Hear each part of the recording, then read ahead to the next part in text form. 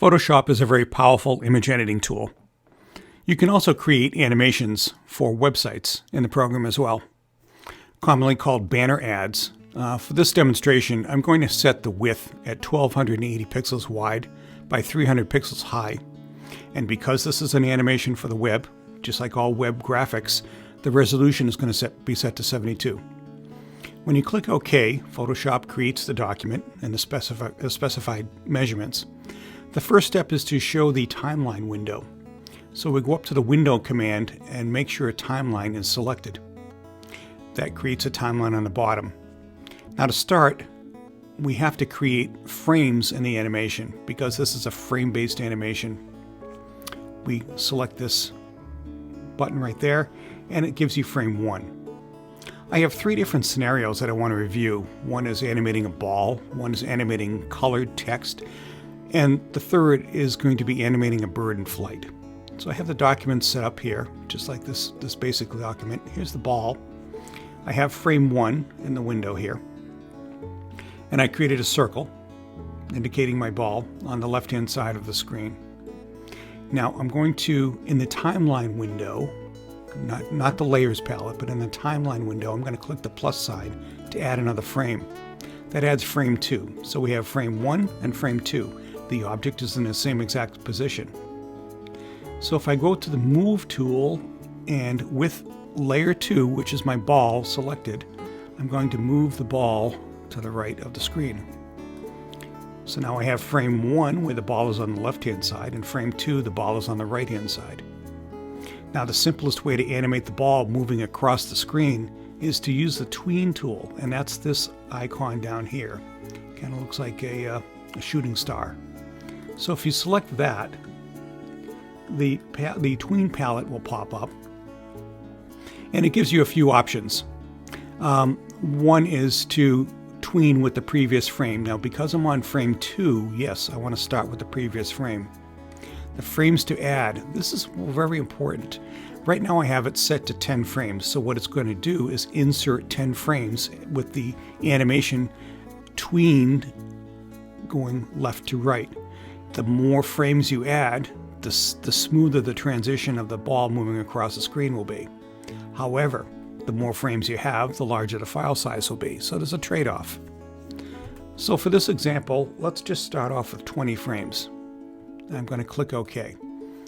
Photoshop quickly inserts those 20 frames, and notice we have 22 because we started off with those 2 frames. Now the settings down here, I have it looping forever.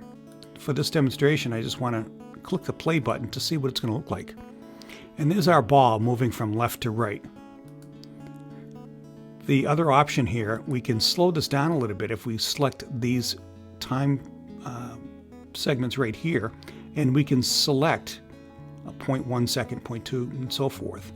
That would slow the animation on each frame, so that might look a little choppy. So I'm going to leave that at 0 right here. Now I said 22 frames, and that's what the animation would look like. That's how to animate a simple ball. You can play with the settings to make the animation smoother by inserting more frames, and play with the file size to see how big that's actually going to get. The second demonstration I wanted to show you was animating color. Now I have a circle. I actually have 2 frames here, 2 layers here. One is the text layer, and one is the graphic, the circle that I have on the background. Now if I wanted to modify the color of this background and actually have that tween as well, I can do that. So same procedure. I'm going to click down on the timeline button, timeline box rather. I'm going to click that button to insert another frame. So I have frame 1 and frame 2. On frame 2, if we change, keeping the background oval selected on that layer, if we change the opacity down to 90. So we have frame 1 at 100% and then frame 2 at 90%. So if we tween this animation, and for this one I will put 10 frames, click OK, this is what our animation looks like. So the color is sort of undulating back and forth. Now it doesn't look quite right because it starts with black and then ends with the fade, and then it suddenly goes right back to black. If we click on 12, frame number 12, and we change the opacity back to 100,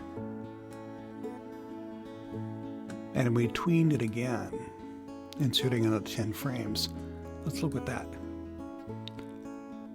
So that effect there makes it look a little bit more natural, so the undulating color in the background. So that's one example of creating a GIF animation with changing color. And we have one GIF animation with the ball moving across the screen. So I had mentioned we have a bird in flight. So similar principles. Again, the document is 1280 by 300. I have 3 frames that I already inserted here. But more importantly, I have the layers over here. So I have layer 1. I have layer 2. That's the bird in flight there. And then I have layer 3. So you can see how the different positions of the bird, the wings of the bird. Now you can create your objects or animals or birds, modify the shape of the bird, and then save those 3 different images and have them on 3 separate layers, and you can alternate back and forth. So on frame 1, I want to have one first layer showing up. On frame 2, I want to have the second showing up. And on frame 3, I want to have the third layer visible. So 2 are invisible, 1 is visible. So when you play the animation, the 3 different images are making it look as if the bird is flying. So that's an example of a frame-based animation without doing the tweening. This is just a frame-based animation. Now we can have the bird move across by simply adding layers. So we ended up with layer 3 visible. So if I add another layer, this one would be number 1 visible, and we would move this object over here. So we have frame 3, frame 4. So we'll move that a little bit more.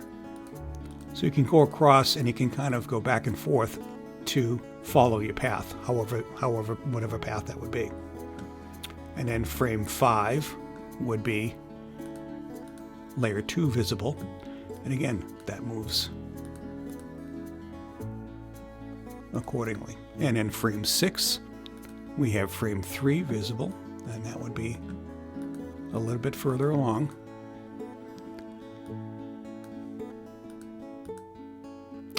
And you can see the progression just by clicking to play.